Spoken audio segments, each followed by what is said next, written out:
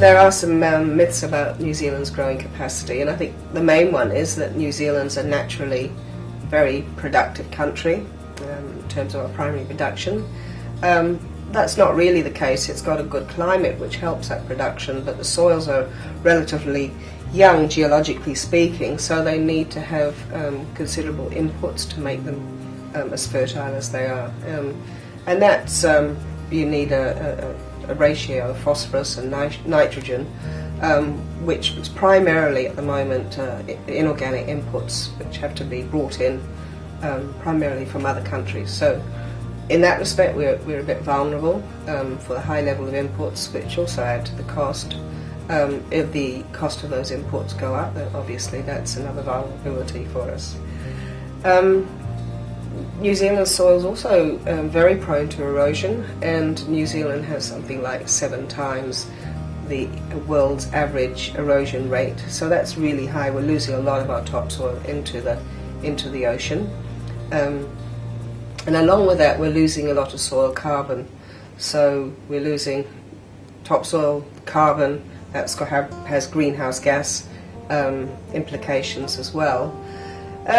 So having said all that, it's still a good country to grow things in, but we do have to be a bit careful. And if the cost of inputs is going to rise, then think of other ways of generating those inputs. Probably, I wouldn't necessarily say that we need to go over to an entirely organic system, but we certainly need to have more of a mixed system where we start to substitute organic inputs of particularly nitrogen for the inorganic inputs that we're using at the moment, which are industrially based from oil. We've also only got a really small amount of highly productive soil, as something like 5% of the country is suitable for intensive horticulture. And I mean, we have to be careful that we don't start to build concrete over those soils. Hokokohi is one area which is really fertile for market gardening. But again, those soils are pretty trashed in terms of the amount of soil carbon that remains in them. So they tend to erode. In fact, people often will, the topsoil actually goes down the slope. People actually have to take that and wheelbarrow it up to the top of the slope again, because it's just lost all its sort of carbon structure. It still grows things, but it's becoming quite an artificial medium instead of a natural medium. So we shouldn't build over our fertile soils. We need to move slightly more to organic systems so that we're not so dependent on inputs, and be really careful about that we match the land type to land use so that we minimise erosion.